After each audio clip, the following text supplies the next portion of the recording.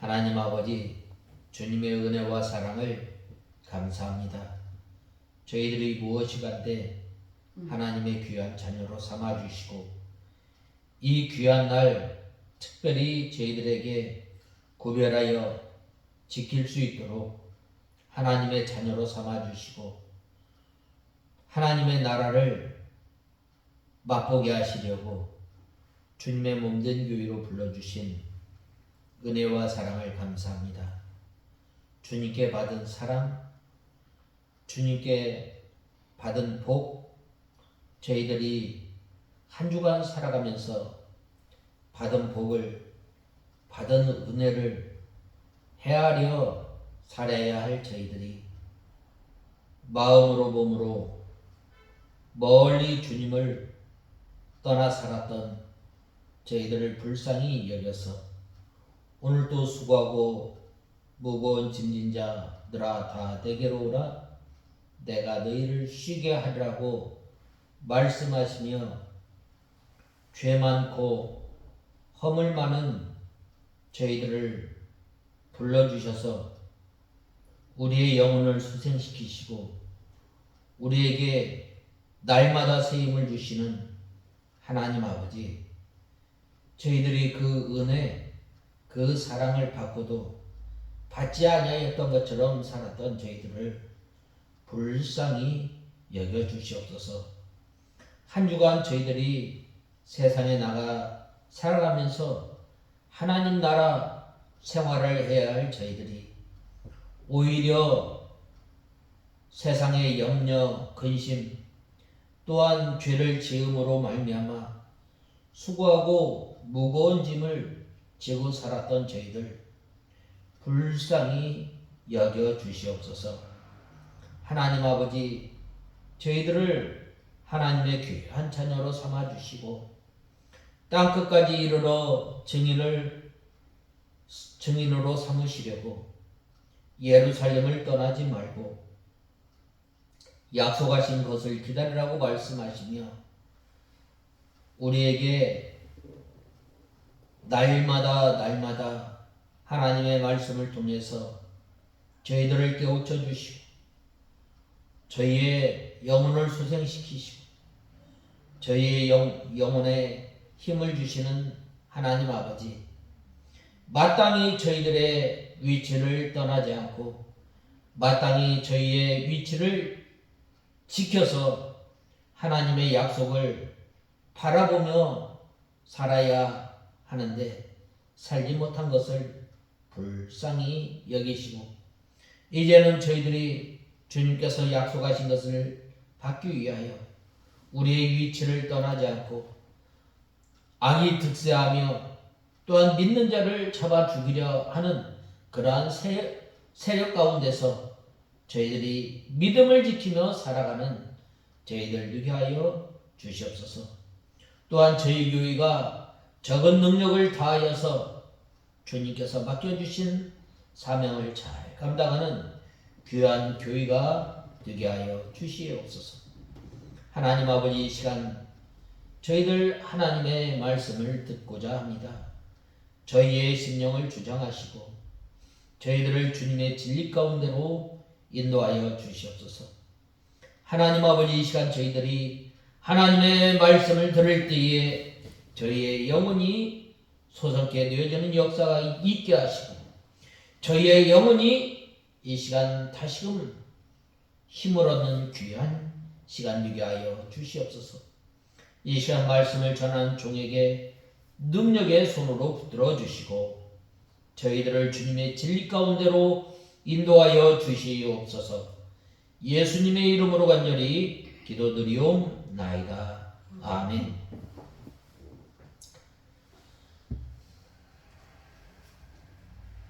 하나님의 말씀은 사도행전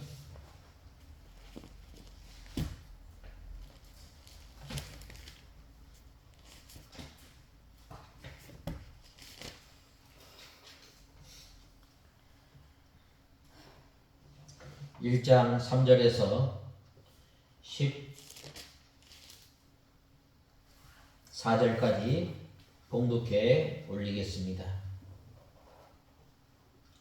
그분께서 고난을 받으신 후에 그들에게 자신이 살아계심을 확실하고 많은 증거들로 보여주시고 40일 동안 그들에게 나타나셔서 하나님 나라에 관한 일들을 말씀하셨다. 그분께서 사도들과 함께 계시면서 그들에게 명령하시기를 예루살렘을 떠나지 말고 내게 들은 바 아버지의 약속을 기다려라. 요한은 물로 세례를 주었지만 너희는 여러 날이 지나지 않아 성령으로 세례를 받을 것이다 라고 하셨다. 사도들이 함께 모였을 때에 예수께서 질문하여 말하기를 주님, 주께서 이스라엘에게 나라를 회복하실 때가 이때입니까? 하니 예수께서 그들에게 말씀하셨다. 예수께서 자신의 권한에 두신 때와 시기는 너희의 알 바가 아니다. 그러나 성령이 너희에게 임하시면 너희가 능력을 받고 예루살렘과 온 유대와 사마리아와 땅끝까지 이르러 내 증인이 될 것이다. 예수께서 이 말씀을 하신 후에 그들이 지켜보는 가운데 들려 올라가시니 구름이 그분을 그들 시야에서 사라지게 하였다. 예수께서 올라가실 때에 그들이 하늘을 바라보고 있었는데 갑자기 흰옷을 입은 두 사람이 그들 곁에 서서 말하기를 갈릴리 사람들아 왜 너희는 하늘을 바라보며 서 있느냐. 너희에게서 하늘로 들림을 받으신 이 예수께서는 너희가 하늘로 가신 것을 본 그대로 올 것이다 라고 하였다. 그 후에 그들이 올리브산이라고 불리는 곳에서 예루살렘으로 돌아왔는데 이 산은 안식일에도 다닐 수 있을 만큼 예루살렘에서 가까웠다. 그들이 예루살렘으로 돌아가서 자신들이 머물고 있던 다락방으로 올라갔으니 그들은 베드로, 요한, 야고보, 안드레, 빌립, 도마, 바돌로메, 마테, 알페오의 아들 야고보, 열심당은 시몬, 야고보의 아들 유다였다. 이들 모두가 여자들과 예수님의 어머니 마리아와 그의 동생들과 함께 한 마음으로 기도에 전념하고 있었다. 우리가 저번 주에 1장 3절에서 5절 말씀을 우리가 살펴보았습니다. 1장 3절에서는 예수님께서는 40일 동안 이 예수님의 부활하심에 대해서 그리고 하나님 나라에 대해서 말씀하셨고 4절에서 5절에 보면 예루살렘을 떠나지 말고 약속하신 것을 기다리라 라고 말씀하고 있습니다. 먼저 예루살렘을 떠나지 말라 라고 했는데 우리가 저번 주에 예루살렘의 상황, 왜 예루살렘에 머물러 있으라고 했는가, 왜 이 예루살렘에만 있어야 하는가를 우리가 살펴보았습니다. 오늘 6절에서 14절 말씀까지는 우리가 이 말씀을 살펴보고 또 은혜를 받고자 합니다. 다섯 번째로는 주께서 이스라엘 나라를 회복하심이 이때니까 하니 라고 하였습니다. 이 유대인들은 예수님께서 예루살렘에 올라가시면 하나님의 나라가 당장 임할 줄로 알았던 것입니다. 생각하고 있었던 것입니다. 이때 당시에 이스라엘 나라는 어떠한 상태에 있었는가? 이 로마로부터 지배를 당하고 있었습니다.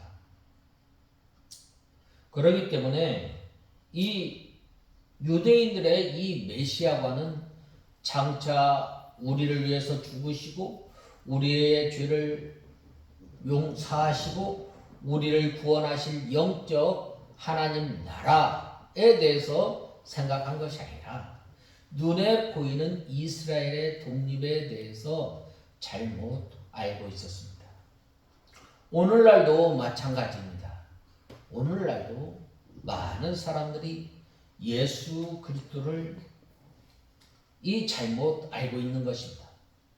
단순히 병이나 고치고 또 가난과 빈곤에서 해방시키고 또한 억압 가운데서 해방시키는 정도로 생각하고 있는 사람들이 많이 있습니다.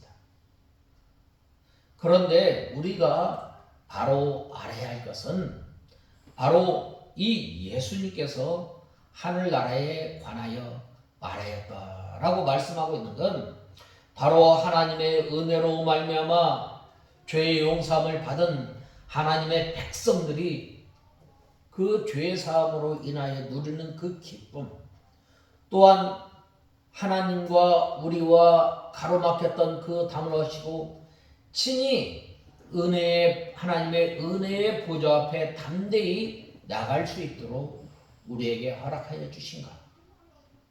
이것이 바로 하나님 안에서 누리는 평화, 하나님께서 주시는 위로, 하나님께서 주시는 그 기쁨을 가지고 날마다 살아가는 것입니다.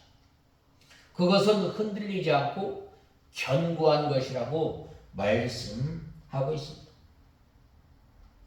그들은 예수님께서 이스라엘을 회복할 자라고 생각하고 있었습니다. 그러므로 요한의 형제들은 자기 어머니를 내세워서 주의 나라에 임하시면 하나는 주의 좌편에 하나는 주의 우편에 앉게 하여 주시옵소서라고 어머니를 내세워서 부탁한 것입니다.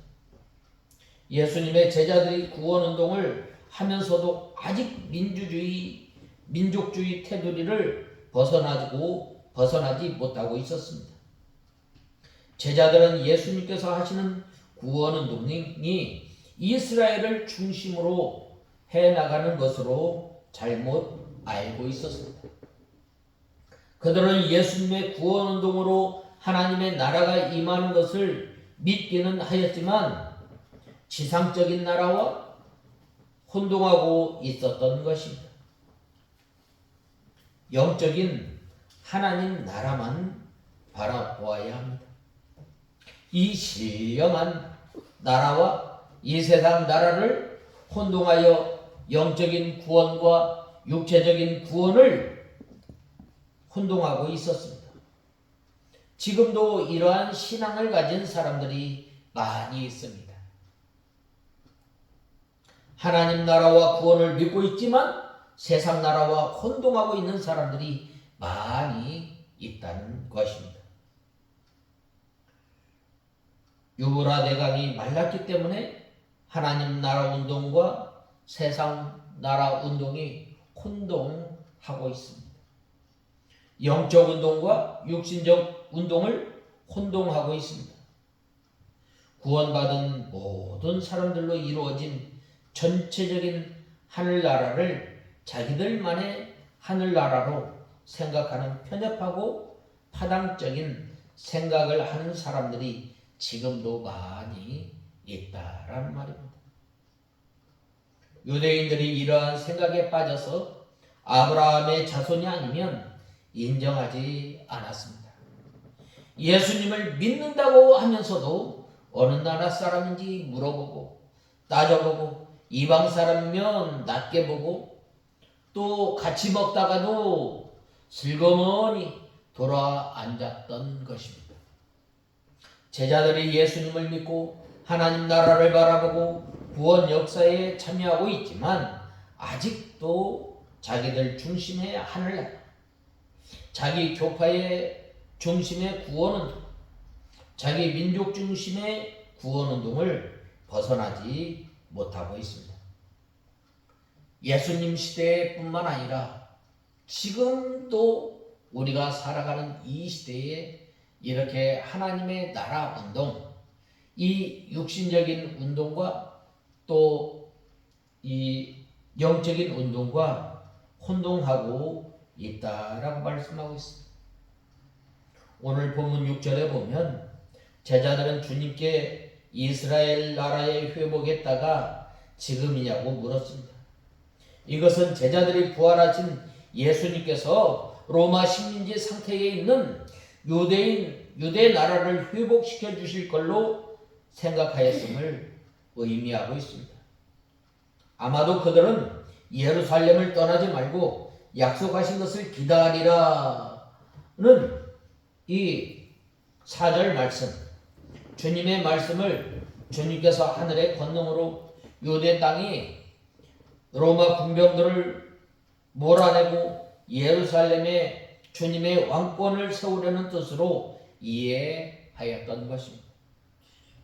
특별히 본문에서 묻자와라는 말은 계속해서 반복해서 집요하게 물어보았던 것입니다.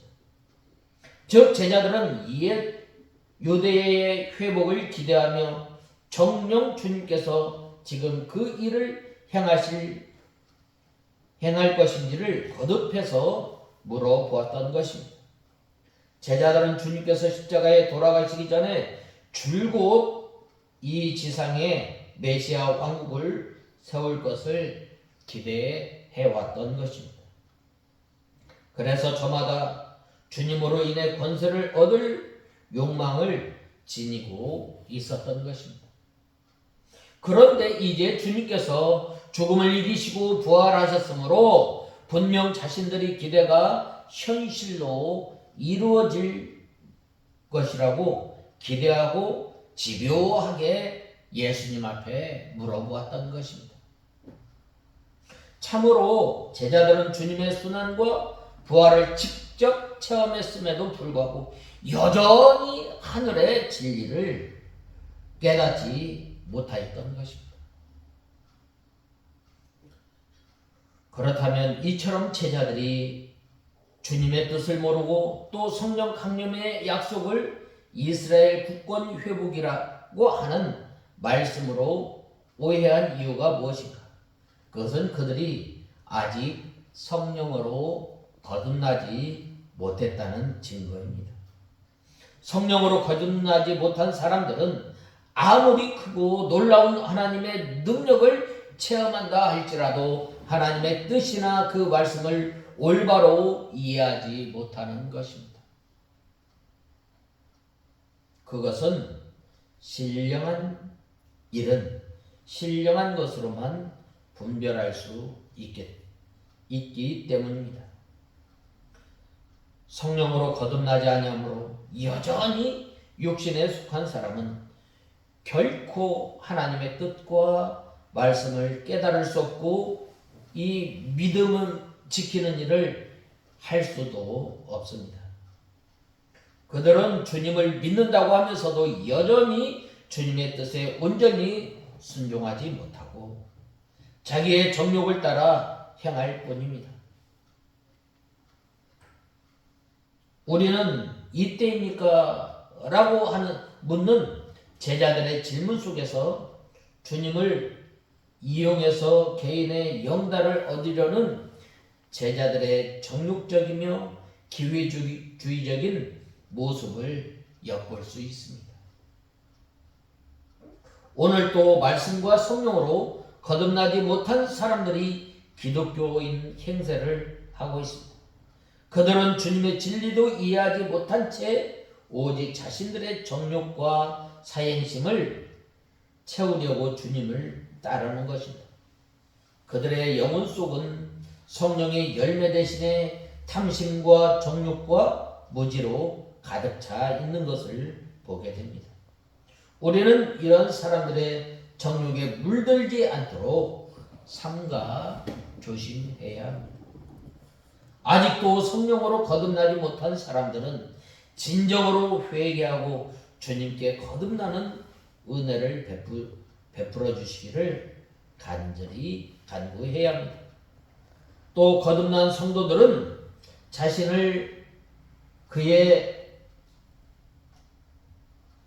주의 말씀과 성령을 쫓아 행하는 생활을 할 것을 말씀하고 있습니다. 6절에 보면 제자들은 예수님께 주께서 이스라엘 나라를 회복하심이 이때입니까? 라고 물었습니다. 당시 유대인들은 메시아가 오실 때가 세상 종말의 때이며, 또 메시아가 오시면 이 세상의 불의한 세력을 멸하고 이스라엘 땅에 메시아 왕국을 세우리라고 믿었던 것입니다. 이스라엘뿐만 아니라 예수님을 3년 반 동안 쫓아다녔던 제자들 역시 이러한 잘못된 이 메시아관을 가지고 있었습니다.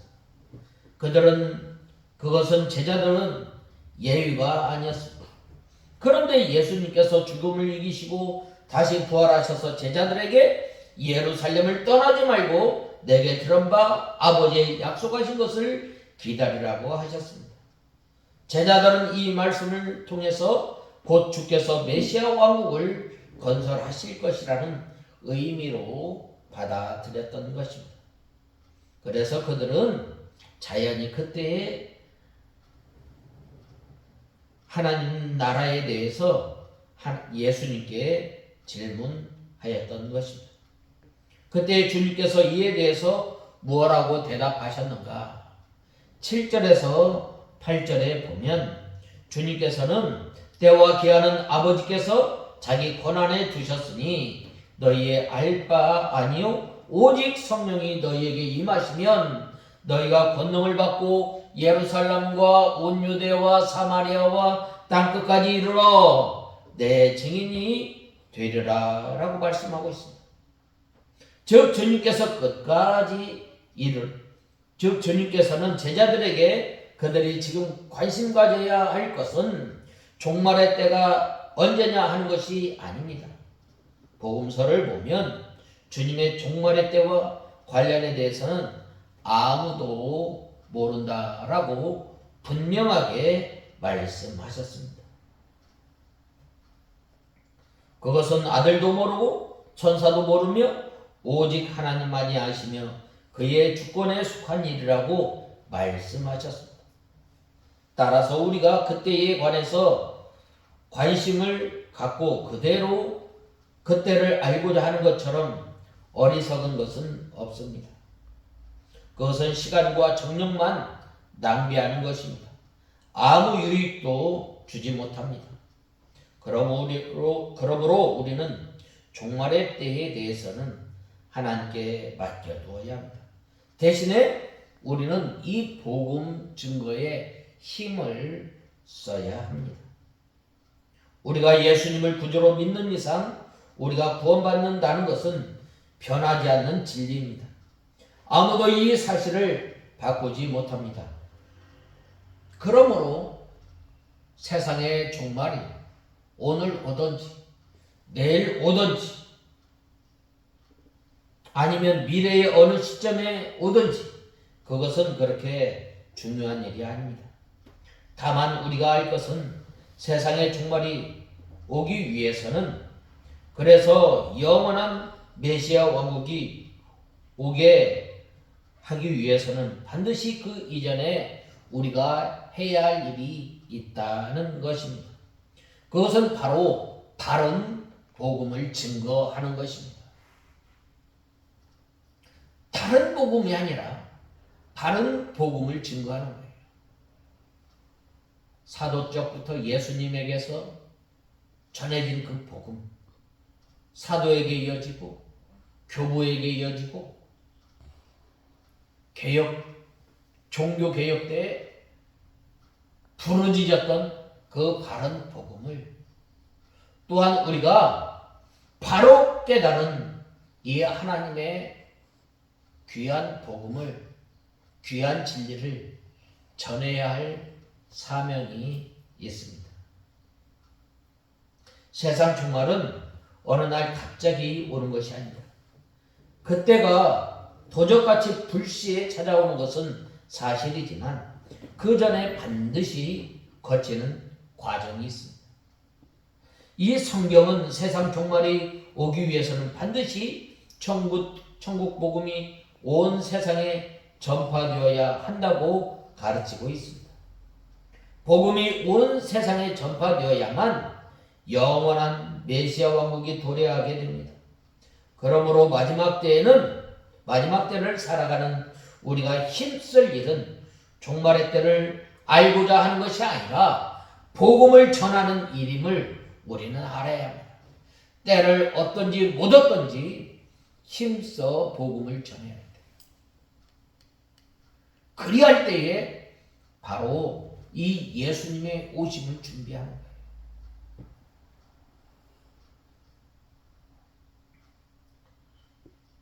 복음이 온 세상에 전파되어야만 영원한 메시아 왕국이 도래하게 됩니다.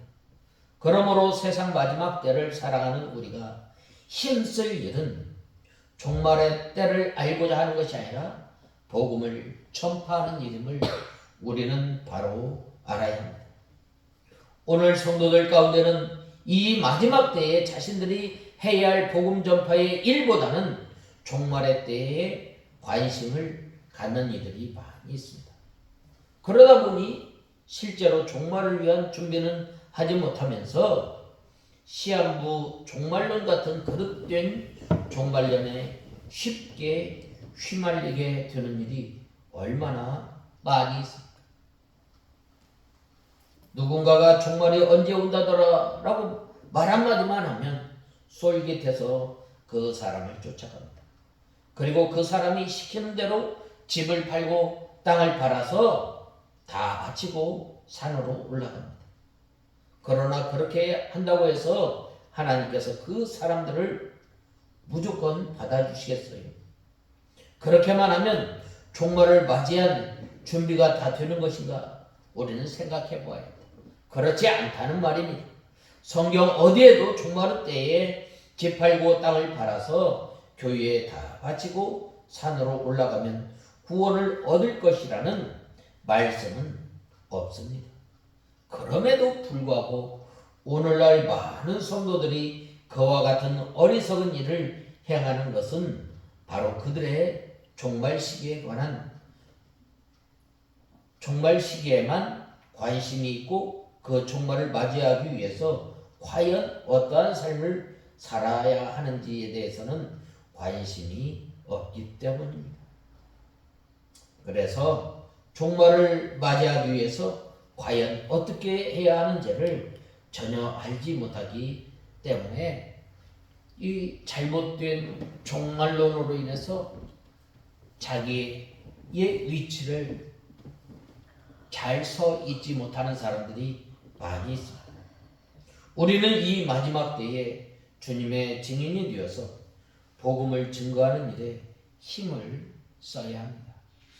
집을 팔고 땅을 팔고 다 바쳐서 산으로 올라가는 것이 아니라 자기가 있는 그 자리에서 성실히 행하며 최선을 다해서 온 힘을 다해서 복음을 전해야 하는 것입니다. 그러면 주님께서 다시 오시는 그날 우리가 산에 있지 않아도 기도원에 있지 않아도 목욕하고 흰옷을 입지 않아도 우리가 무슨 일을 하고 있는 그 자리에서 우리가 잠들어 있는 그 자리에서 우리가 생활하고 있는 그 삶의 자리에서 우리를 예수님의 품으로 끌어올리십니다. 우리는 종말에 관심이 있습니다. 지금 종말을 준비하지 않으면 안 되는 시기라고 믿으셔요? 그렇다면 이제 주님의 복음을 전하기 위하여 온 힘을 다하는 우리가 다 되어야 하겠습니다.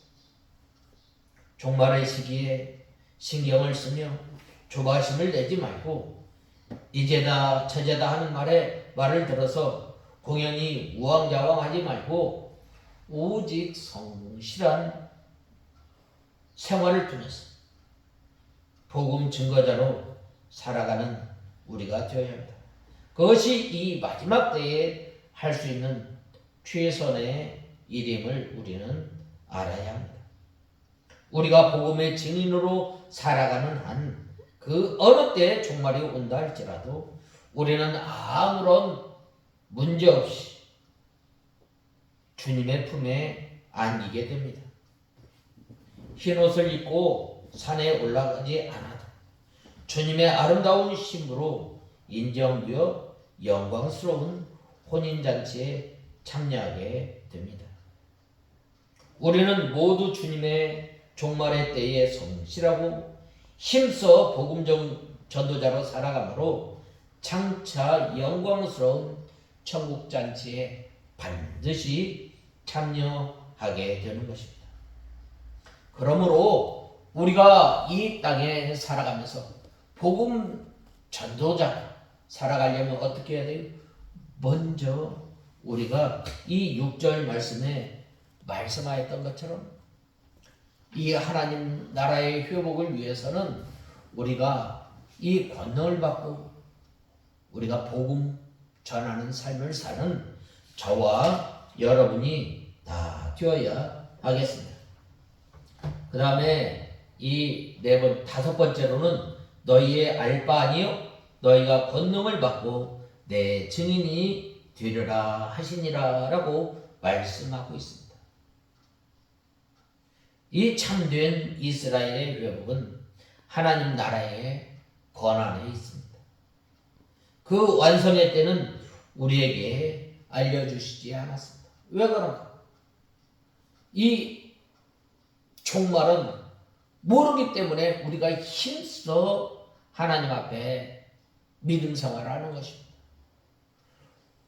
우리가 모르기 때문에 힘써 우리가 복음을 증거하는 것입니다. 영적 그러므로 그날과 그때는 아무도 모릅니다. 영적 이스라엘의 회복은 예수님께서 영광의 구름을 타고 재림하시는 날 완성됩니다.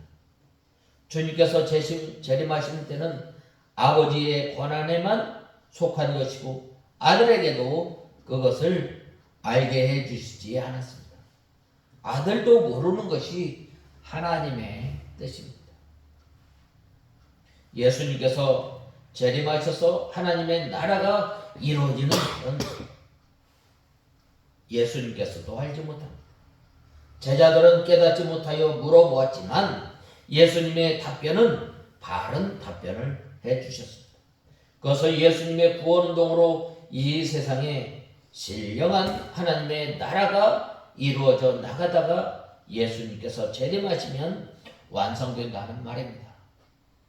하나님의 나라가 회복되는 것은 이스라엘 나라가 이 세상적인 이 이스라엘 나라가 회복되어지고 광복되어지고 독립되어지는 것이 아니라 하나님 나라의 회복은 바로 하나님의 백성들이 많아지고 또한 하나님의 백성들이 하나님 나라 생활을 하는 것입니다. 그것은 바로 날마다 하나님의 은혜로 말미암아 예수 그리스도 하나님의 은혜의 보좌 앞에 담대히 나가서 하나님과 교제하고 하나님이 내 안에 내가 하나님 안에 사는 생활을 할 때에 하나님의 나라가 회복되어지는 것입니다.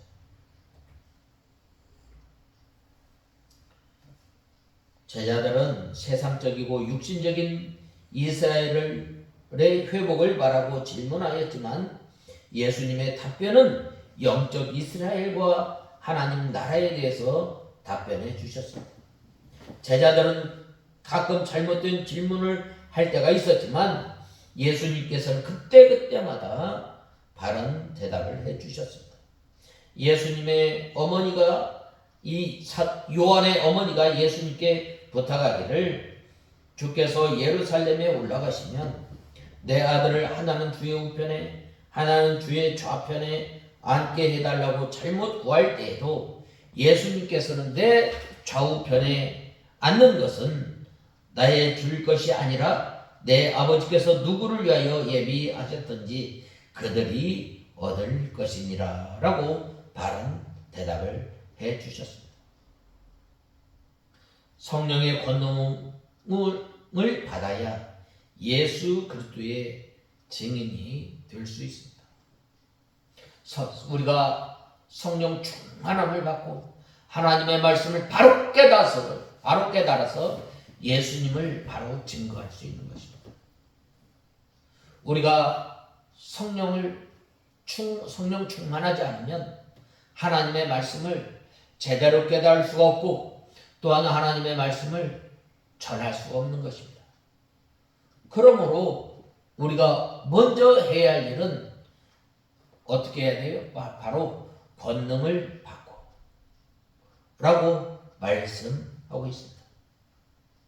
고린도전서 2장 4절에서 5절에 내 말과 전도함이 지혜에 권하는 말로 하지 아니하고 다만 하나님의 능력에 있게 하려 하였노라 라고 말씀하고 있습니다.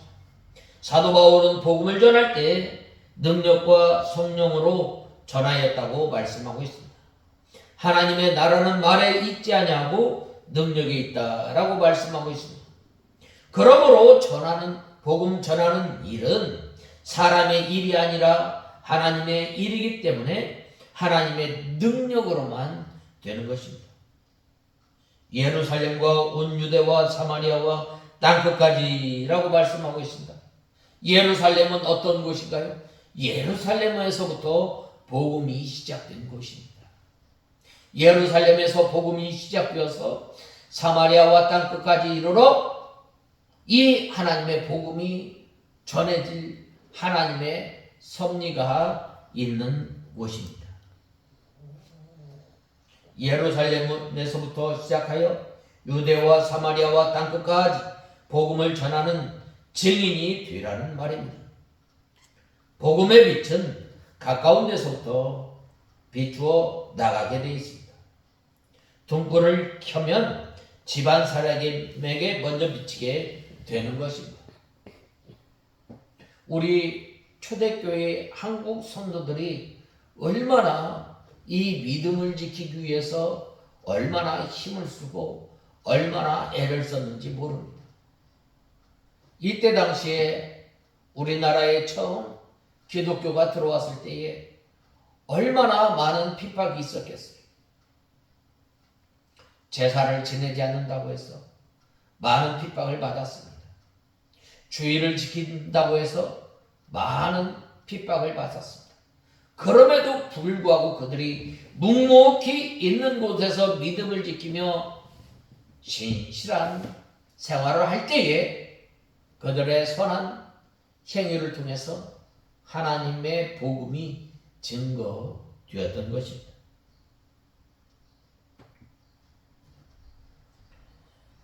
예수님께서 예루살렘에서 고난을 받으시고 부활하셨으니 예루살렘에서부터 복음이 전파되어져 나가야 합니다. 그 다음에는 가까운 유대와 사마리아에 전파하고 나중에는 땅끝까지 전파하게 되어 있습니다. 이것은 하나님의 예정과 성령의 능력으로 되어지는 것입니다. 증인이 되라라고 말씀하셨는데 성도는 다른 말로 예수님을 증거하고 행동과 인격으로 예수님의 증인이 되어야 합니다. 증인이 된다는 말은 바로 예수님을 따라간다는 말입니다. 예수님을 따라간다라는 말은 바로 먼저 우리가 우리 자신을 부인해야 돼요. 그리고 예수님께서 우리에게 지워주신 그 십자가를 메고 주님을 따르고 주님을 배워 나가는 것입니다. 어떤 주님을 주님의 무엇을 우리가 배워 나가는 거예요? 바로 예수님의 성품이에요. 예수님의 온유함, 예수님의 사랑, 예수님의 겸손, 예수님의 복종을 배워 나가는 거예요. 예수님께서는 하나님이시지만 이 사람의 몸을 입고 이 땅에 오심으로 말미암아 고난을 받으신 거예요. 그리고 죽기까지 복종하신 것입니다. 바로 우리가 이것을 닮아 나가야 합니다. 우리가 믿음 생활하면서 내가 하기 좋은 일, 내가 하고 싶은 것 다 할 수 없습니다. 절제하고 이 하나님의 말씀이면 우리 자신을 누르고 하나님 말씀에 굴복시켜야 합니다. 그럴 때에 바로 이 복음이 증거되는 것입니다.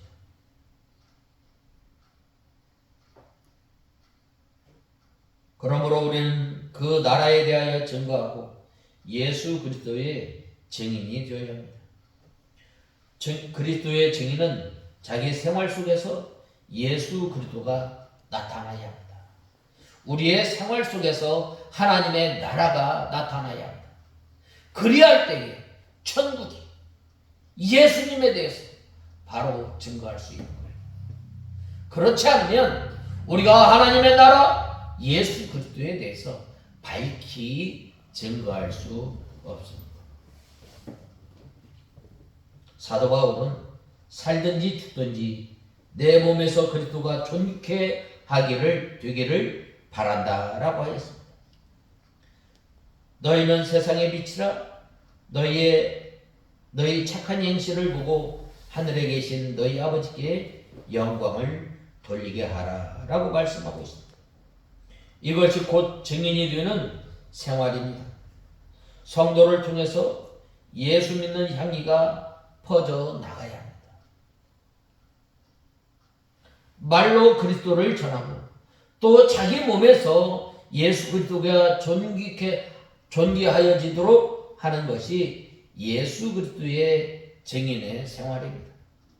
살든지 죽든지 자기에게서 예수 그리스도가 높아지고 예수 그리스도가 나타나고 예수 그리스도가 존귀하여지도록 하면 그 사람은 예수 그리스도의 참된 증인이요 금생과 내세의 많은 복을 누리며 사는 것입니다. 자기 몸에서 그리스도가 존귀하여지는 생활을 하면 이 자기가 만들어지게 됩니다. 우리가 과거에 그리스도의 향기를 내지 못하고 마귀의 냄새를 피웠던 것과 우리 자신을 통해 예수 그리스도가 존귀하여지지 못하고 하나님께 육이 돌아가게 한 것을 회개해야 합니다. 로마서 2장 24절에 하나님의 이름이 너희로 인하여 이방인 중에서 모독을 받는도다 라고 하였습니다. 누구든지 하나님의 이름이 자기 때문에 모독을 받게 되면 그 사람은 하나님의 복을 받지 못합니다. 하나님을 영화롭게 하고 예수 그리스도를 존귀케 하고 자기를 통해서 예수 그리스도가 나타나면 그 사람은 이 세상에서도 잔류, 하늘나라에서도 복을 받게 됩니다. 그러나 그리스도의 복음의 증인이 되지 못한 사람은 하나님의 복에서 떠나고 도리어 저주와 이 징계 가운데 들어가는 것입니다. 에서는 장자의 명분이 있었지만 자기 몸에서 하나님을 영화롭게 하지 아니하고 팥죽 한 그릇을 위하여 자기의 장자 명분을 팔았던 것입니다. 그렇기 때문에 장자의 복이 야곱에게로 돌아갔던 것입니다. 술을 마시고 주의를 잘 지키지 않는 사람은 집사나 장로를 세우면 예수 그리스도의 증인이 되지 못합니다. 하나님의 영광이 가리워지고 복음의 문이 막히는 것입니다. 그러한 사람 때문에 교회가 점점 타락하게 됩니다. 일반 신자들은 이러한 행동을 한다고 하면 하나님의 영광이 가리워지는데 집사와 장로가 그렇게 하면 얼마나 많은 영광이 가리워지겠어요. 오늘날 교회들이 많은 사람들을 모으는 데만 급급하여 믿음 없는 사람에게도 마구 직분을 세우기 때문에 하나님의 영광이 가리워지고 교회가 타락하게 됩니다. 우리는 이 사도 바울과 같이 살든지 죽든지 내 몸에서 예수 그리스도가 존귀하도록 해나가는 생활을 우리가 해야 합니다. 이것이 참 중요합니다. 아무리 좋은 일이라 할지라도 하나님의 영광이 가려워진다면 그만두어야 합니다. 그러나 아무리 손해가 나고 괴로운 일이라 할지라도 복음 전도에 유익하다면 우리는 해야 합니다. 본 말씀 7절 8절에 보면 하나님 나라의 회복의 때에 대하여 묻는 제자들의 질문에 대한 답변 말씀하고 있습니다. 주님께서는 먼저 때와 기한 하나님께 두었다고 하였습니다. 그러나 우리가 해야 할 일은 뭐예요? 바로 증인된 삶을 살 것을 말씀하고 있습니다. 그 다음에는 이제 6번째로 너희 가운데서 하늘로 올리우신 이 예수는 하늘로 가심을 본 그대로 오시리라 라고 말씀하고 있습니다. 예수님께서 승천하실 때에 구름을 타고 올라가셨습니다. 장차 예수님께서 재림하실 때에도 그대로 구름을 타고 오십니다. 이 구름은 실제 구름입니다. 하나님께서 실제로 이 구름으로 예수님을 가리워 보이지 않도록 하였습니다. 이 구름에 하나님의 영광이 나타났고 구름이 하나님의 영광을 상징하는 것입니다. 예수님께서 장차 재림하실 때에도 영광스러운 주님으로 다시 오십니다. 영광의 구름을 타고 오십니다. 또 흰옷 입은 두 사람은 바로 이 천사입니다. 예수님께서 승천하실 때에 두 천사가 예수님을 호위한 것입니다. 이 천사가 증거하기를 갈릴리 사람들아 어찌하여 하늘을 쳐다보느냐 너희 가운데서 하늘로 올리우신 이 예수는 하늘로 가심을 본 그대로 오시리라고 말씀해 주었습니다. 예수님의 12제자들은 가룟 유다를 제외하고 모두 갈릴리 사람들이었습니다. 갈릴리 지역은 어떤 지방이에요? 비천한 이 지역이에요. 누가 알아주지 않는 지역입니다. 그러므로 바리새인들이 나사렛에서 무슨 선한 것이 나겠느냐라고 말하기도 하였습니다. 나다나엘도 바로 이 나사렛에서 무슨 선한 것이 나겠느냐라고 말하였습니다. 예루살렘이라면 모든 사람들이 인정해 주지만 갈릴리라고 하면 알아주지 않는 것입니다. 천사가 갈릴리 사람들아라고 한 것은 예수님의 제자라고 하여 우월감이나 교만한 마음을 갖지 말고 천한 가난한 갈릴리 사람들이라는 것을 늘 잊지 말고 겸손함으로 그렇게 부르는 것 같습니다. 사람들은 보통 자기의 과거를 잊어버리고 살아갑니다. 그러나 사도 바울은 이 자기가 과거의 교회를 회방하고 핍박하였으며 스데반을 잡아 죽일 때 동참한 것을 늘 언제나 잊지 않았던 것입니다. 그래서 자기 서신서에 나는 전혀는 회방자요 핍박자였다라고 증거하고 있습니다. 누구나 교만하면 망하는 것입니다. 잠언에 보면 교만은 넘어짐의 앞잡이라고 말씀하고 있습니다. 우쭐하여서 나다 하면 벌써 망한 것입니다. 그러므로 우리는 언제나 겸손한 자리에서 하나님께서 도와주시지 않으면 살지 못할 줄 알고 하나님만 붙들고 살아가는 저와 여러분이 다 되어야 하겠습니다. 오늘 여기에서 본문 가운데 중요한 구절이 있는데 그것은 하늘로 가심을 본 그대로 오시리라 라고 하는 말씀입니다. 오늘날 이 세상에 왜 그렇게 재림 예수가 많은지 그때는 어떻게 해요? 하늘로 올라가신 그대로 올 것을 우리는 알아야 합니다. 왜 그럼? 하늘로 올라가셨으니 하늘로부터 내려오실 것이기 때문입니다.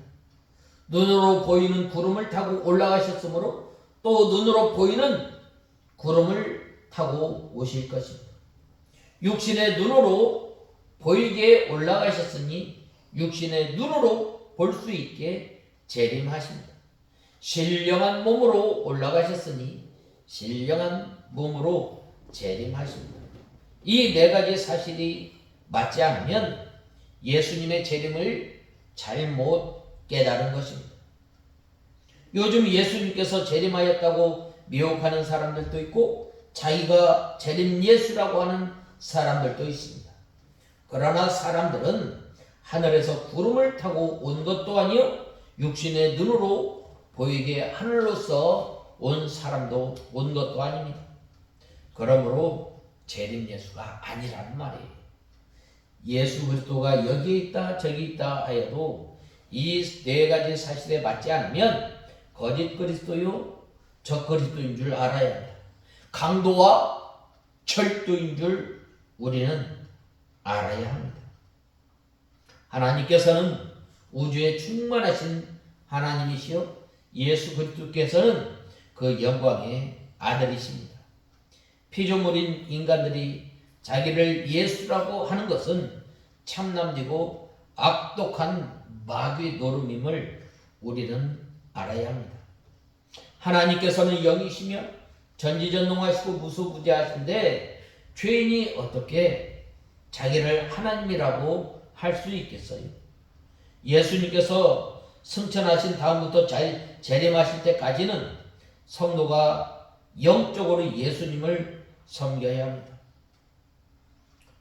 그러므로 우리는 이 예루살렘을 떠나지 말고 권능이 입혀지기를 기다리며 또 영적으로 예수님을 섬기고 미혹받지 않도록 삼가 조심하며 우리가 믿음 생활하는 저와 여러분이 다 되어야 하겠습니다. 그 다음에는 기도에 전혀 힘썼다라고 말씀하고 있습니다. 예수님의 모친 마리아와 예수님의 14절에 보면 그의 동생들과 함께 한마음으로 기도에 전념하였다고 말씀하고 있습니다. 전혀 기도에 힘썼다라고 말씀하고 있습니다. 예수님께서 감람산에서 승천하셨습니다.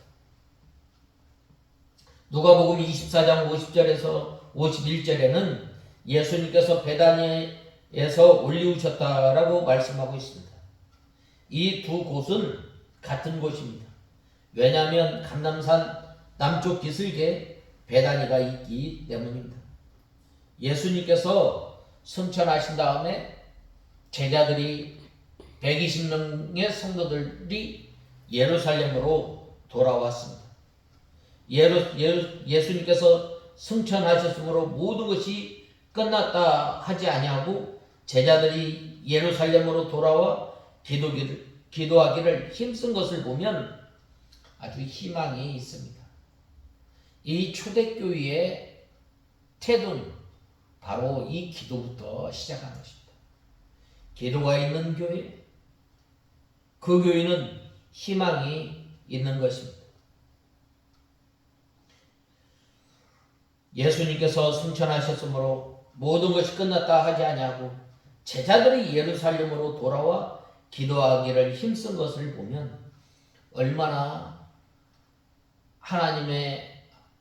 하나님께서 우리에게 주시고자 하는 그 직분, 그 사명이 얼마나 귀한지 모릅니다. 제자들이 예루살렘으로 돌아오면 언제 잡혀 죽을지 모르는 형편에 있었습니다. 그러나 그들이 예루살렘을 떠나지 말라라고 하는 예수님의 명령을 순종하기 위하여 결사각오로 예루살렘으로 돌아왔던 것입니다. 안식일에 이 가기에 알맞은 길이라고 하였는데 그 당시에 그 안식일에 먼 길을 가지 못하도록 규례로 정해져 있습니다. 특별히 우리가 이 알아야 할 것, 예루살렘을 떠나지 말라. 참 그것이 얼마나 악한 곳이에요. 얼마나 사단이 득세한 곳이에요. 그러나 이 제자들은 온 힘을 다해서 자신이 가지고 있는 적은 능력을 가지고 하나님 앞에 기도하였을 때에 하나님의 크신 역사가 일어난 거예요. 우리는 하나님의 말씀은 온 힘을 다해서 끝까지 순종하며 나가는 저와 여러분이 되어야 합니다.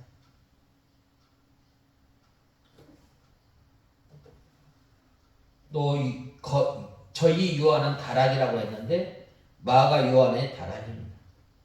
마가 요한의 다락방은 예수님께서 제자들과 함께 성찬 예식을 거행하시던 방입니다. 제자들도 마가 요한의 다락방을 집회의 장소로 사용하였습니다. 이 사도시대에는 초대교회 때에는 이 개인의 집을 예배당으로 많이 사용하였습니다. 전도하여 교인들이 생기면 적당한 가정에 모여 함께 예배 드리기 시작했습니다. 자기 집 다락방이 하나님께 예배 드리는 장소로 사용하였다고 하면 참으로 귀한 일입니다. 마가 요한의 가정이 하나님의 일을 위해 이렇게 바치는 생활을 함으로 마가 요한이 복을 많이 받았습니다. 하나님 앞에 바친 사람, 자신과 그 자손이 많은 복을 받습니다. 디모데전서 4장 11절에 내가 올 때 마가를 데리고 오라. 저가 나의 일에 유익하니라 라고 하였습니다. 사도 바울이 하나님의 일을 하는데 마가 요한이 유익한 존재라고 하였습니다. 베드로, 요한, 야고보, 안드레, 빌립, 도마, 바돌로메, 마테, 알페오의 아들 야고보, 셀로신, 시몬, 야고보의 아들 유다가 이렇게 마가의 다락방에서 기도하고 있었습니다. 또 여자들과 예수님의 모친 마리아와 예수님의 두 아우들도 마가 다락방에 모여 기도하고 있었습니다.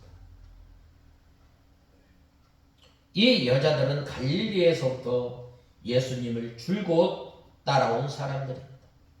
막달라 마리아와 같은 여자들은 예수님을 따라다니는데 항상 앞장섰던 것입니다. 예수님께서 십자가에 못 박히실 때에 그곳에 갔었고 예수님의 무덤에도 다른 사람보다 먼저 찾아갔습니다. 그러므로 예수님께서 승천하신 다음에 마가의 다락방에서 기도할 때에도 이 여자들은 참석하였던 것입니다. 예수님의 어머니 마리아도 120명의 성도들과 함께 기도하였습니다. 이 기도하였을 때 얼마나 간절하게 하나님 앞에 기도했겠어요. 마치 요나가 큰 물고기 뱃속에서 온 힘을 다해서 3일 이 주야로 하나님 앞에 기도하였던 것처럼 이 악이 득세하고 또한 살벌한 그곳에서 하나님 앞에 온 힘을 생명을 내놓고 하나님 앞에 기도하였습니다. 그리하였을 때에 이 하나님의 성령이 120명의 성도들에게 임하였던 것입니다.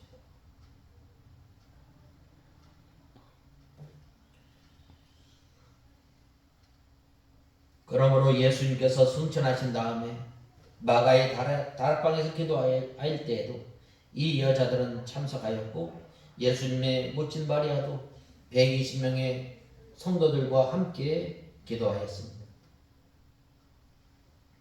마음을 같이하여 저녁 기도에 힘쓰니라 라고 말씀하고 있습니다. 제자들이 한 마음 한 뜻이 되어서 온 힘을 다해서 하나님 앞에 기도하였습니다. 제자들은 기도를 안 할래야 안 할 수 없고 힘을 안 쓸래야 안 쓸 수 없습니다. 이 예루살렘은 어떤 곳이라고 했어요? 예수님을 잡아 죽인 무리들이 이 기독교를 박멸하려고 성도들을 다 잡아 죽이려고 하는 살벌한 곳이었습니다. 그러므로 제자들의 생명을 내놓고 기도를 전혀 하지 않을 수 없었던 것입니다. 이러한 필사적인 기도를 시키려고 예루살렘을 떠나지 말고 기도하라고 하신 것입니다.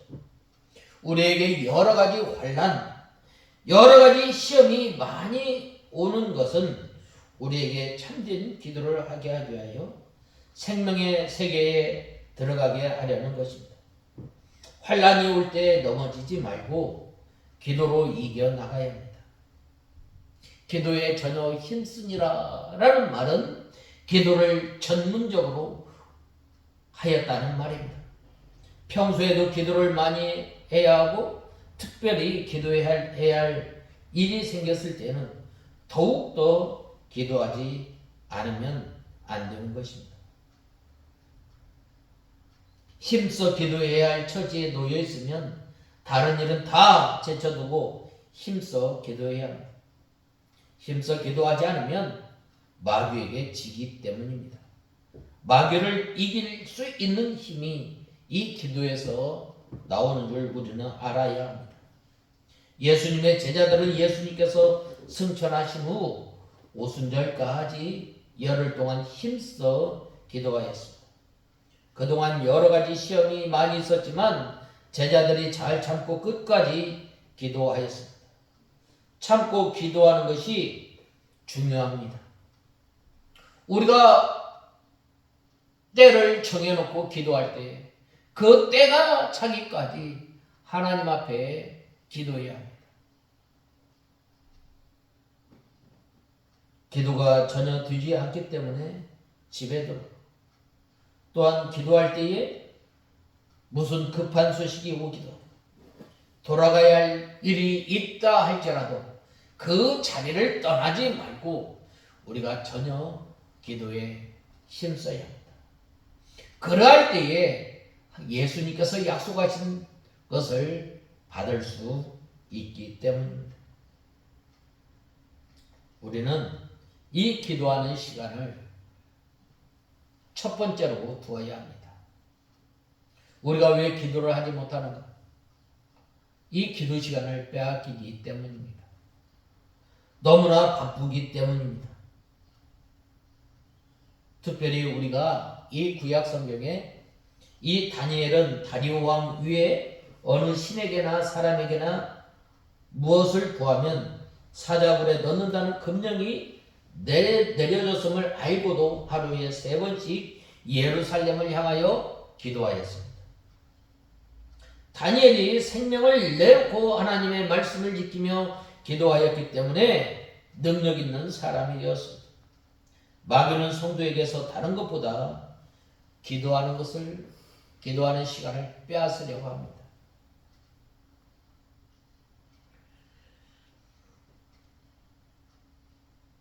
그러므로 우리는 이 기도하는 시간을 빼앗기지 않아야 합니다.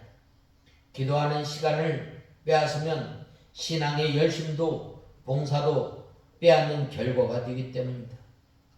우리가 기도하지 않으면 이길 수 없습니다. 그러므로 우리는 이 예수님의 어머니를 비롯하여 제자들을 비롯하여 120명의 성도들이 예루살렘을 떠나지 않고 기도하였던 것처럼 우리가 힘써 기도하는 저와 여러분이 다 되어야 하겠습니다. 다 같이 기도하겠습니다.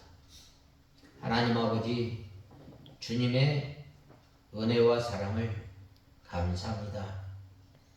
하나님 아버지, 제자들이 이 증인의 삶을 살아가려고 할 때 먼저 이 예루살렘을 떠나지 않고 약속하신 것을 기다리며 하나님 앞에 힘써 구하였던 것처럼 저희들이 이 기도하는 시간을 정해놓고 저희들이 기도하며 주님께서 맡겨주신 사명을 잘 감당하는 저희들 되게 하여 주시옵소서. 예수님의 이름으로 간절히 기도드리옵나이다. 아멘.